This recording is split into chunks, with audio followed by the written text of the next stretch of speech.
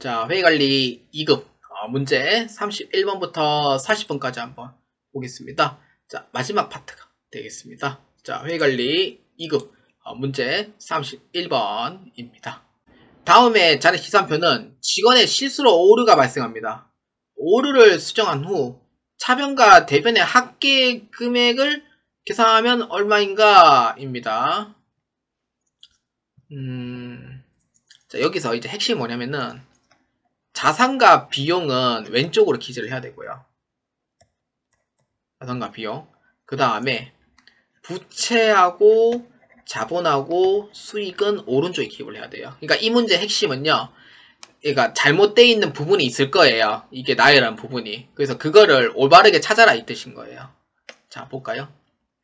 현금, 매출채권, 차입금 있죠. 차입금은 뭐예요? 부채죠. 그래서 이 부채를 어디로? 대변으로 이동시키는 거예요. 그 다음에 건물, 소모품은 자산이죠. 그래서 얼마냐면은 15만원이 돼요. 그 다음에 자본금, 매출, 이자 비용. 이자 비용은 이렇게 돼요.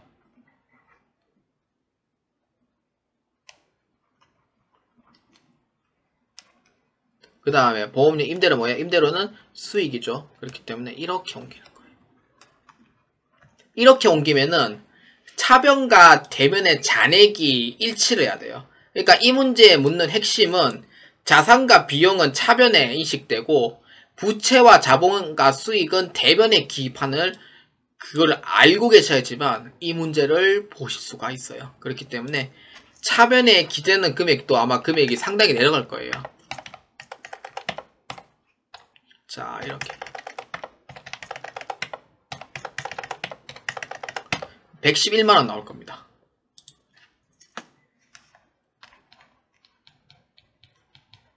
이렇게 되고요. 그럼 오른쪽도 111만원이 나와야 될 거예요. 분명히. 그렇기 때문에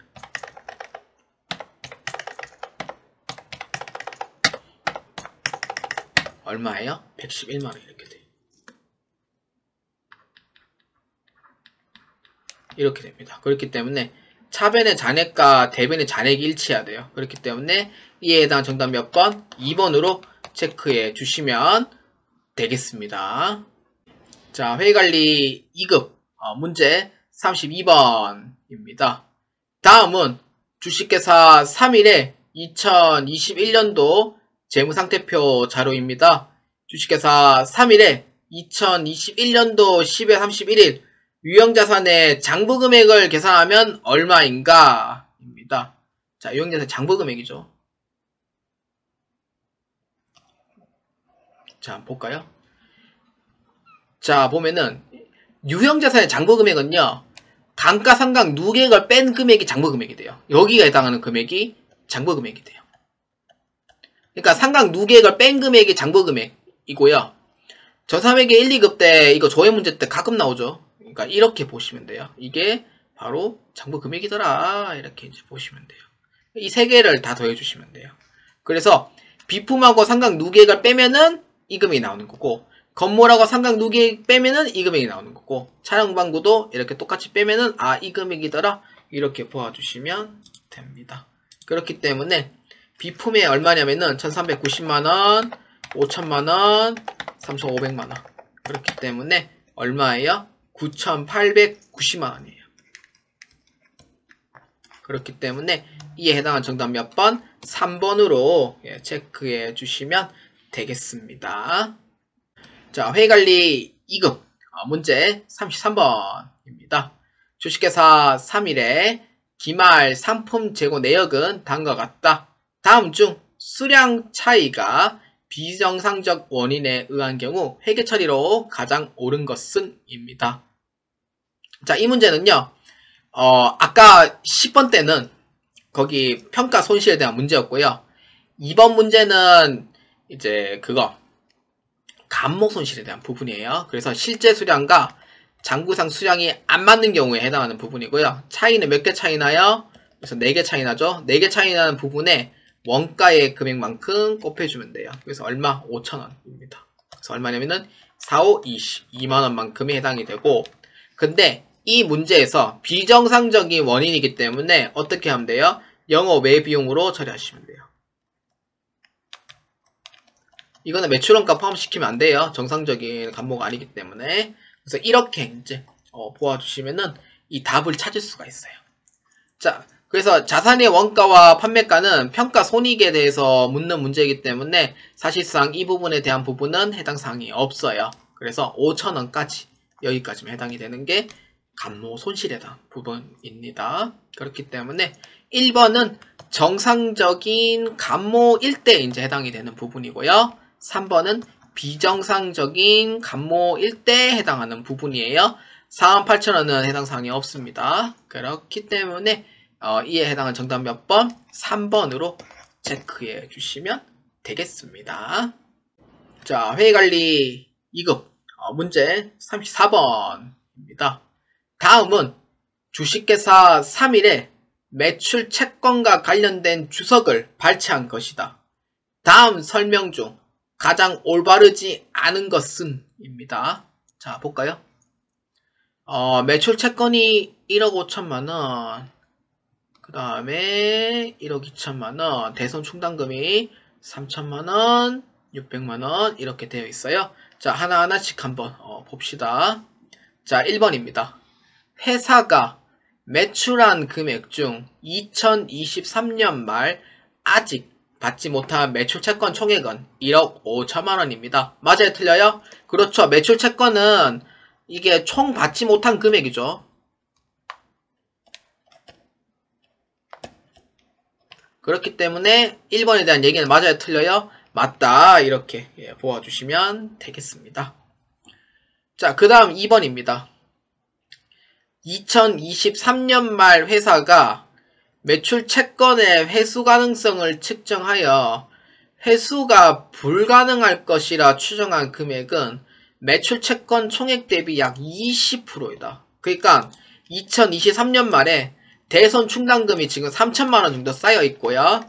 거기에 매출액이 지금 1억 5천만원이니까 전체 비율로 봤을 때는 20% 정도는 못 받을 것 같다라는 느낌이 오는 거예요. 그렇기 때문에 매출 대손 충당금 대비 매출 채권 금액은 20%만큼의 비율이 있더라. 이렇게 보아주시면 됩니다.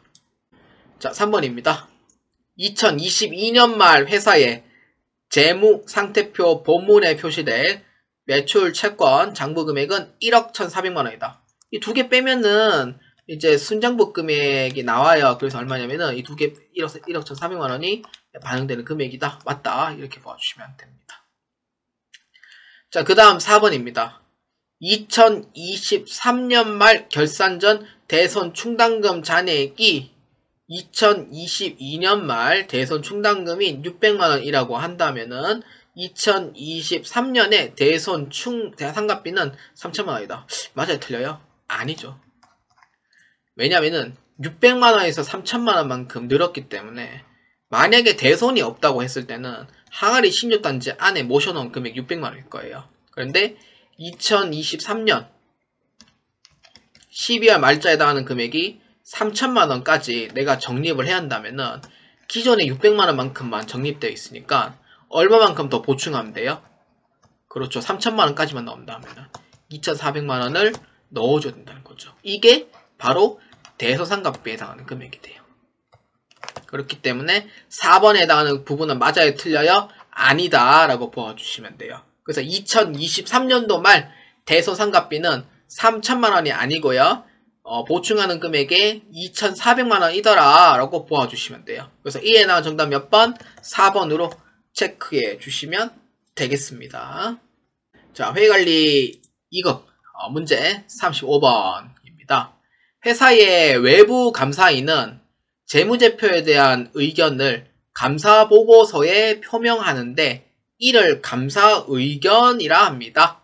다음 감사의견의 종류로 가장 옳은 것은? 입니다. 자, 한번 볼까요? 이게 이제 DAIT 홈페이지에 보면요 감사보고서가 나와 있습니다. 보실 분은 보셔도 되겠고요. 자, 한번 봅시다. 우리의 의견으로는 뭐뭐에 근거해서 논의된 사항의 유의성으로 인하여 주식회사 2021년도 12월 31일과 2020년 12월 31일의 현재 재무상태, 동일로 종료되는 양보기간의 재무성과 및 현금 흐름을 일반 기업 회계 기준에 따라 중요성 관점에서 공정하게 표시하고 있지 않습니다. 이 뜻은 뭐냐면은 중요성 관점에서 공정하게 표시하고 있지는 않대. 일단 적정 의견 아닙니다, 이거는.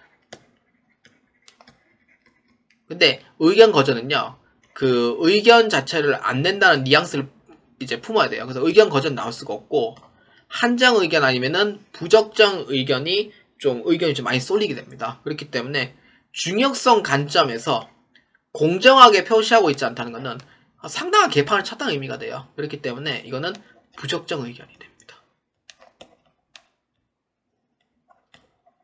그렇기 때문에 이에 대한 정답 몇 번? 4번이 옳다라고 보아주시면 되겠습니다. 자, 회의관리 2급 문제 36번입니다. 다음은 주식회사 3일에 재무 실적 발표를 앞두고 나눈 토론 내용입니다. 가장 올바르지 않은 의견을 제시한 사람은 누구인가? 입니다. 자, 재무 실적 발표입니다. 자, 김 부장입니다. 부채 비율이 전기에 증가하고 있는 것으로 보아 채무 불이익 위험이 증가하고 있는 것으로 보이네요. 부채 비율이 올라간다는 뜻은 총부채에서 그 총자본 금액이라는 의미인데, 총부채가 올라가거나 총자본이 내려가는 경우에는 부채 비율이 무조건 올라가게 돼 있어요. 부채 비율이 올라간다는 거는 그 이제 채무 이행 자체도 좀 위험하다는 의미가 돼요. 그래서 김 부장에 대한 얘기는 맞아요, 틀려요? 맞다라는 의미로 봐주시면 됩니다. 자, 그 다음 2차장입니다. 유동 비율이 전기에 증가했으므로 회사의 지급 능력이 개선되었다고 볼 수 있겠네요. 그렇죠. 유동 비율이 올라간다는 거는 유동 자산에서 유동 부채인데, 이때 둘 중에 하나예요. 유동 자산이 올라가거나 유동 부채가 내려가는 경우에는 유동 비율이 올라가게 되어 있습니다. 그렇기 때문에 맞아요, 틀려요? 맞다, 이렇게 봐주시면 됩니다. 자, 그 다음 박 과장입니다.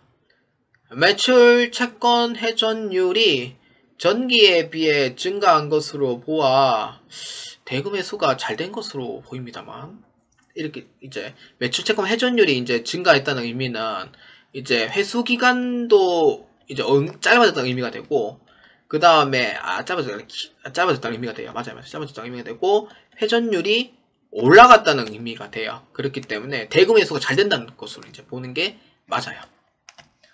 그 다음 마지막 황대입니다. 재무자산 평균 회전 기간이 전기에 비해 감소한 것으로 보아 판매 속도가 느려졌다고 볼 수도 있는 거겠죠. 재고자산의 평균 회전 기간이 전기에 비해 감소를 했다는 의미가 되는 거는, 재고자산이 이제 한 바퀴 도는 이런 기간, 판매 속도가 느려진 건 아니에요. 관련이 없죠. 그러니까 재고가 이제 이거를 털어가는 그런 기간이 느려졌다는 의미가 돼요. 재고가 이렇게 그 창고가 이렇게 쌓여 있다면은 이거를 빼줘야 되는 건데 안 나가는 거예요. 계속. 그래서 안 나가는 거. 그러니까 회전 기간이 전기에 감소하는 거는 재고가 그만큼 안 나간다는 의미가 돼요. 판매 속도가 느려졌다는 건 아니에요. 판매 속도는 기존대로 하고 있는 거고, 그 재고 자산의 평균 회전 기간은 재고가 안 나가는 거예요. 재고가 안 나가는 거. 그러면 뭐가 생겨요? 악성 재고가 생겨버려요. 그렇기 때문에 회전 기간이 전기에 비해 감소했다는 거는 재고가 안 나간다는 의미가 되는 거죠. 그렇기 때문에 정답 몇 번? 4번이 틀렸다라고 보아주시면 돼요. 36번의 답은 4번 황대리가 틀렸다라고 보아주시면 되겠습니다. 자, 회의관리 2급 문제 37번입니다. 다음 주식회사 3일에 재무정보를 이용하여 재고자산 기말 잔액을 계산하면 얼마입니까? 입니다. 재고자산 회전율은 당기 매출 원가를 평균 재고자산으로 나눈 금액이다 라고 봐주시면 됩니다. 자, 이 금액은 이렇게 보면 돼요. 재고자산의 기초잔액, 그러니까 매출원가 이렇게 있으면은 기초 플러스 기말 애가 나누기 2 해가지고 8회가 나왔더라. 이렇게 이제 보면 돼요. 그래서 기초는 400만원이고 매출원가는 8천만원이에요. 그래서 이렇게 계산을 했더니 플러스 몰라서 나누기 2를 했더니 8회가 나왔더라. 이렇게 보면 돼요. 그럼 8회가 나오려면은 그러면은 대략 이 금액이 얼마로 계산이 되는지 알 수는 있어요. 그래서 얼마예요? 8천만원 나누기 8회 하면은 1000만원 나와야 돼요. 그 대략 이 금액이 1000만원 정도 나와야 된다라는 의미가 돼요. 이렇게 되는 거죠. 그러면 여기서 1000만원 나오려면은 얘가 400만원이니까 1000만원 나오려면은 대략 2000만원 나와야지 나누기 2가 되거든요. 그래서 얼마? 1600만원 해줘야지 이게 2000만원이 나오면서 나누기 2가 되는 거예요. 그렇기 때문에 37번의 답은 3번으로 체크해 주시면 됩니다. 이해가 안 되시는 분들을 위해서 다시 설명해 드릴게요. 매출원가는, 그러니까 산식은 이렇게 돼요. 매출원가 곱하기 기초재고 플러스 기말재고 해서 평균재고. 그러니까 이거는 평균재고 이렇게 해주면은 회전율이 나와요. 그래서 이때 회전율은 몇 회냐면은 8회가 나왔고, 그러니까 평균 재고는 얼마인지 나도 모르는 상태에서 매출원가는 얼마냐면은 8천만원 이렇게 나오는 거예요. 그래서 이거를 역으로 하자면은 8천만원에서, 그러니까 이거를 이제 물음표를 오른쪽으로 보내고 8회를 왼쪽으로 보내면은 부호가 곱하기에서 뭘로 바뀌어요? 나누기로 바뀌죠. 나누기 바뀌면서 8회가 되면은 이때 평균 재고가 얼마 나오냐면은 1000만원 나와요. 1000만원이 나와요. 이렇게 산식을 잡아요. 그러니까 정방향이고 이거를 역방향으로 하면은 평균 재고액은 1000만원이 나온다는 거를 알 수가 있어요. 그래서 기초 재고는 얼마냐면은 400만원이고요. 기말 재고는 얼마냐면은 모르겠는데요. 이런 뜻에 나누기 2를 했을 때 1000만원이 나오더라. 이렇게 나와요. 그러면 이때 1000만원에서 나누기 2를 곱하기 2로 해주면 얼마예요? 2000만원이 나와야 되죠. 그럼 대략 이 금액이 2000만원이 나와야 된다는 거예요. 그래서 기말 금액은 얼마가 되는 거예요? 1600만원이더라 라고 이렇게 보아주시면 돼요. 그렇기 때문에 여러분들이 지금 잘 모를 거예요, 분명히. 그래서 이 문제는요, 제가 적은 산식을 보시고 천천히 한번 분석해 보시면은 1600만원 이렇게 나오는구나 라고 알 수가 있을 겁니다. 그래서 이에 해당하는 정답 몇 번? 3번으로 체크해 주시면 되겠습니다. 자, 회의관리 2급 문제 38번입니다. 주식회사 3일에 2021년도 손익계산서와 관련된 자료는 다음과 같습니다. 다음 자료를 이용하여 재무비율을 산출하는 경우 가장 올바르지 않은 것은 입니다. 소수점 첫째 자리에서 반올림합니다.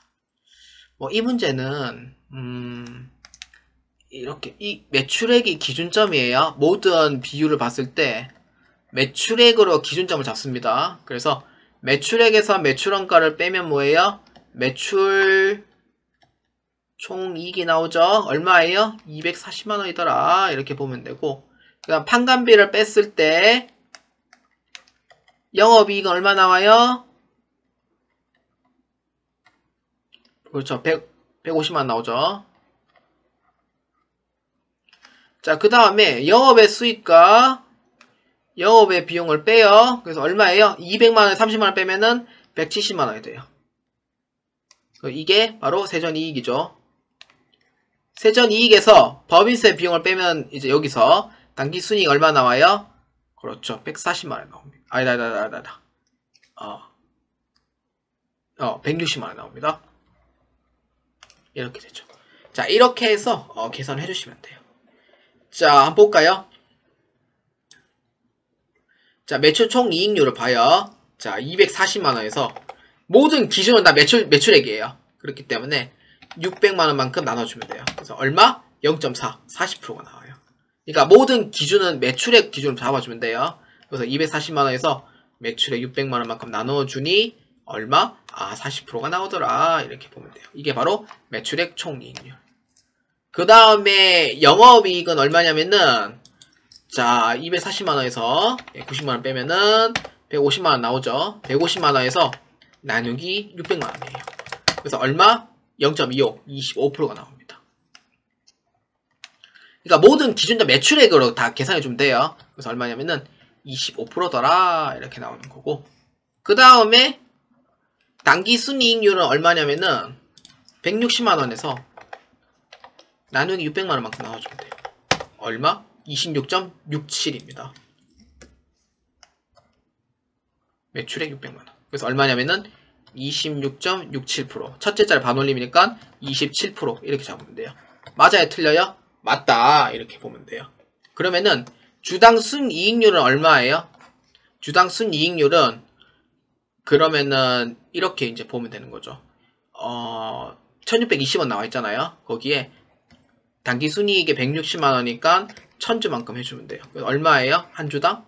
1600원인가 나올 거예요. 그렇죠. 1600원이죠. 그래서 주당 순이익 얼마? 1600원이더라. 이렇게 보면 돼요. 그렇기 때문에 4번은 1620원이 아닌 1600원이더라. 이렇게 보면 돼요. 그렇기 때문에 이에 해당하는 정답 몇 번? 4번이 틀렸다라고 보아주시면 되겠습니다. 자, 회의관리 2급 문제 39번입니다. 다음 중 당기순이익을 발행한 유통 보통 주식수를 나누어 한 주당 이익이 얼마인지 파악할 수 있는 재무 비율로 가장 옳은 것은? 입니다. 이거 산식 아시죠? 당기순이익을 발행한 유통 보통 주식수 나누어 이익이 얼마인지 주당 이익 EPS를 뜻하죠. 주당 이익 EPS는 뭐예요? 당기순이익에서 가중평균 유통 보통 주식수를 의미를 하죠. 자, 그러면은 어느 거를 의미를 해요? 주당이익, 주당 순이익을 의미하죠. 그렇기 때문에 몇 번? 정답은 2번으로 체크해 주시면 되겠습니다. 자, 회의관리 2급 문제 40번입니다. 마지막 문제가 되겠습니다. 다음 중 손익계산서를 통하여 파악할 수 있는 내용으로 가장 올바르지 않은 것은? 입니다. 손익계산서입니다. 자, 1번입니다. 유동자산과 유동부채를 비교하여 회사의 단기적인 지급 능력을 파악해 볼 수 있다. 손익계산서는 수익과 비용에 해당하는 부분이에요. 근데 유동자산과 유동부채는 뭐예요? 자산과 부채죠. 이거 어디에 소속돼 있죠? 그렇죠. 재무상태표에 소속돼 있죠. 그래서 1번에 대한 얘기는 맞아요? 틀려요? 아닙니다. 이거는 손익계산서에서 파악 못해요. 이거는 재무상태표에서 파악이 가능한 부분입니다. 그 다음 2번 매출액 증가율을 통하여 회사의 영업활동이 전년도에 비해 얼마나 활발하게 이루어져 있는지 알 수 있다. 그렇죠. 매출액인 부분이 수익이니까 맞는 얘기가 되죠. 그 다음 3번 판관비를 전기와 비교해 봄으로써 증감 내역을 통해 회사의 판관비 추이에 대해 분석해 볼 수 있다. 판관비? 그렇죠. 비용이죠. 맞죠. 그 다음 4번 매출액에서 발생된 수익과 단계적 비용을 비교해 봄으로써 각 단계별 회사의 활동에 따른 이익을 비교해 볼 수 있다. 그렇죠. 매출은 수익이고 수익 단계별 비용이라면 비용이잖아요. 여기서 파악이 돼야 안 돼요? 가능한 부분이죠. 손익계산서 파악 가능한 부분이죠. 그렇기 때문에 이에 올바르지 않은 거 몇 번? 1번으로 체크해 주시면 되겠습니다. 자, 여러분 모두 문제 풀이 및 해설이 다 끝났습니다. 가면 갈수록 문제가 좀 더 쉬워진 느낌이라고 해야 되나요? 오히려 풀이 해설을 좀 더 정확하게 하고 싶지만 그러한 내용이 없어요. 그렇기 때문에 이제 유튜브 풀이 해설이 워낙 짧았다, 좀 시간 좀 짧다, 이렇게 또 설명해 주고 싶고, 유튜브 풀이 해설이 짧다는 이유는 그만큼 이제 문제가 좀 쉬웠다라는 의미도 좀 없지 않아 있습니다. 그러니까 제가 문제가 좀 길면은 설명해 줄 부분이 많으니 헷갈리지 않도록 설명을 하는 거고, 문제 풀이 해설이 짧은 거는 설명할 내용이 없어요. 사실 없기 때문에, 그래서 이제 문제를 바로 보고 이렇게 해서 결정을 한다라는 그러한 의미도 없지 않아 있습니다. 6월달 문제는 어렵지 않아요. 여러분들 공부를 하시면은 충분히 하실 수 있다고 생각을 하고요. 충분히 합격을 할 수 있다 생각을 하게 되겠습니다. 저는 여기까지 진행을 하도록 하겠습니다. 촬영 일자는 2024년도 12월 21일에 촬영을 했습니다. 여러분들 2025년도부터 업로드되는 이 회계관리 2급을 여러분들 많은 이용 꼭 부탁드리도록 하겠습니다. 그리고 향후 이후에 3월달부터 기본서 강의도 시작되기 때문에 기본서 강의도 여러분들이 필요하시면은 마음껏 들어봐 주시면 매우 감사하겠고요. 그리고 모의고사 2024년도 모의고사는 이제 기본서에 편입이 되기 때문에 기본서 안에 모의고사도 따로 준비할 수 있도록 준비하도록 하겠습니다. 여러분들의 합격을 기원합니다. 여러분들 회계관리 2급 꼭 합격하시고요. 회계관리 1급 재정관리사까지 모두 합격하시기 바랍니다. 여러분들 많은 고생 하셨고요. 여러분들 고생 많으셨습니다. 여러분들 꼭 합격하시기 바랍니다.